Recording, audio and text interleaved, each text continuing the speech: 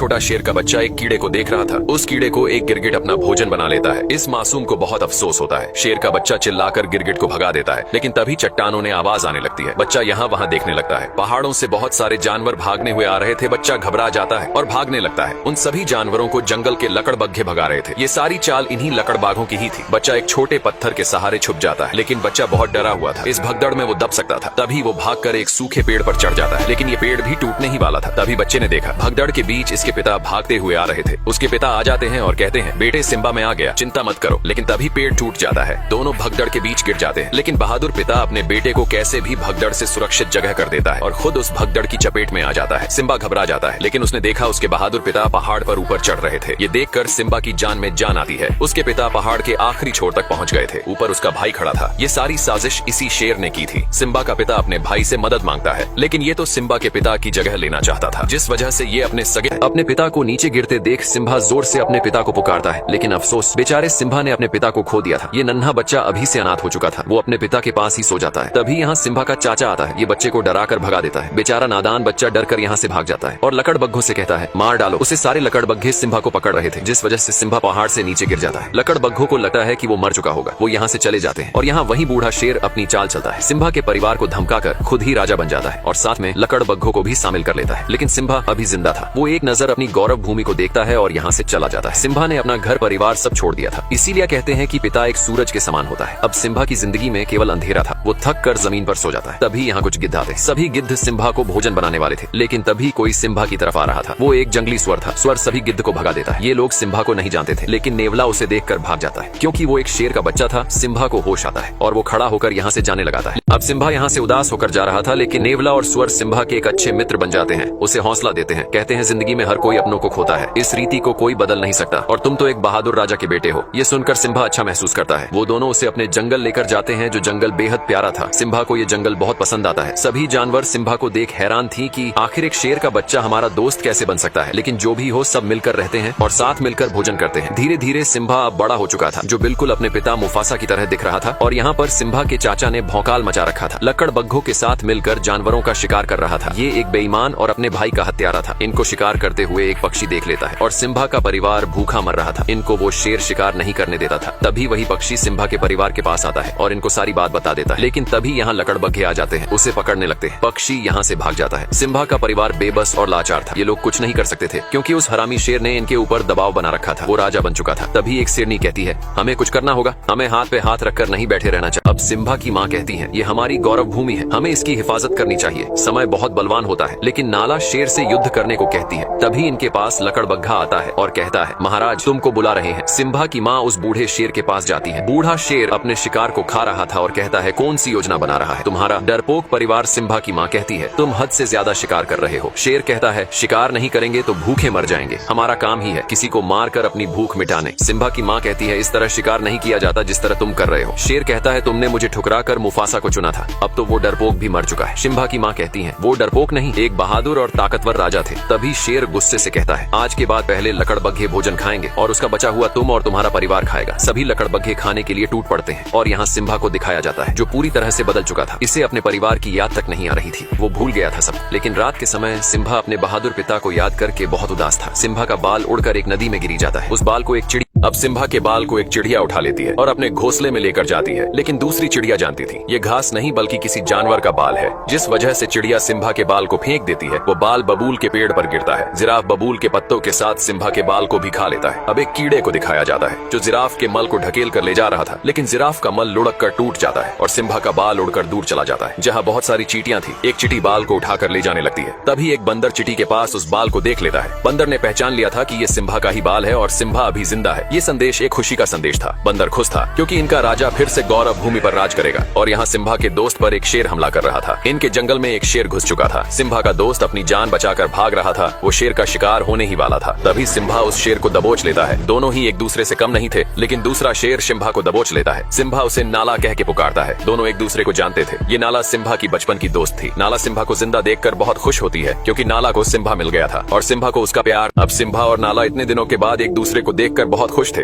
नाला सिम्बा का बचपन का प्यार था। सिम्बा कहता है, नाला इस जंगल में तुम्हें बहुत अच्छा लगेगा, यहाँ सुकून है। नाला कहती है, सिम्बा तुम्हें अपने घर चलना होगा, उस बूढ़े शेर ने हमारी गौरव भूमि बर्बाद कर दी है, तुम हमारे राजा हो, सब तुम्हें देखकर बहुत खुश होंगे। सिम्बा कहता है, मुझे कहीं नहीं जाना, मेरा यही घर है, तुम भी यही रुक जाओ, इस जगह तुम्हें बहुत अच्छा लगेगा। सिम्बा नाला को पूरा सुंदर जंगल घुमाता है, दोनों बहुत मस्ती करते हैं। ये जगह नाला को बहुत पसंद आती है क्योंकि इस जंगल में सचमुच सुकून था। दोनों इस पल को जी भर के जीते हैं। तभी नाला कहती है, सिम्बा अगर तुम जिंदा थे तो तुम घर क्यों नहीं आए? उस बूढ़े शेर ने पूरी गौरव भूमि तबाह कर दी है, हमें कई दिन भूखे भी सोना पड़ता है। लेकिन सिम्बा कहता है, मुझे इससे कोई मतलब नहीं है, अब यही मेरा घर है, मैं इसे छोड़कर नहीं जा सकता। सिम्बा बहुत बदल चुका था, वो भूल चुका था अपने लोगों को। नाला कहती है, कैसे शेर हो तुम, तुम्हारे पिता और तुम में जमीन आसमान का फर्क है, तुम एक कायर हो, डरपोक हो। इतना बोलकर नाला यहाँ से चली जाती है। अब सिम्बा रात के समय जंगल में उदास घूम रहा था। तभी वही बंदर सिम्बा के पास आता है और कहता है, सिम्बा पहचानो खुद को कि तुम कौन हो। सिम्बा बंदर की बात को अनसुना करके जाने लगता है। तभी बंदर कहता है, मैंने अब सिम्बा अपने घर जाने से मना कर देता है क्योंकि सिम्बा का अब से यही घर था। नाला कहती है, सिम्बा हमें तुमसे उम्मीद थी कि तुम हमारी और गौरव भूमि की रक्षा करोगे, लेकिन तुम तो डरपोक और बुजदिल निकले। इतना बोलकर नाला यहाँ से चली जाती है, लेकिन सिम्बा को कोई फर्क नहीं पड़ रहा था। अब सिम्बा उदास होकर जा रहा था। तभी इसे वही बंदर मिलता है। सिम्बा उस बंदर को नहीं जानता था, लेकिन बंदर सिम्बा और उसके पूरे परिवार को जानता था। बंदर सिम्बा के पास आकर कहता है, सिम्बा पहचानो तुम कौन हो। लेकिन सिम्बा उसकी बातों को इग्नोर करके जा रहा था। तभी बंदर कहता है, मैंने मुफासा के बेटे को गोद में खिलाया है। इतना सुनते सिम्बा रुक जाता है और कहता है, तुम मेरे पिता को कैसे जानते हो? बंदर कहता है, तुम्हारे बहादुर पिता को कौन नहीं जानता, मैं तुम्हें तुम्हारे पिता से मिलवा सकता हूँ। सिम्बा बंदर के पीछे पीछे भाग रहा था। सिम्बा को लग रहा था कि उसके पिता जिंदा है, लेकिन बंदर सिम्बा को एक नदी के पास लाता है और कहता है, देखो अपने पिता को। सिम्बा पानी में अपने चेहरे में पिता का चेहरा देखता है। बंदर कहता है, तुम्हारे पिता तुम्हारे अंदर है। तभी सिम्बा को आसमान से आवाज आती है, वो इसके पिता थे। वो कहते हैं, बेटा सिम्बा तुम एक शेर हो और शुरू से ही शेर जंगल का राजा रहा है। इतनी बातें सुनने के बाद सिम्बा में अपने पिता की ताकत और वो जोश महसूस हो रहा था और निकल पड़ता है।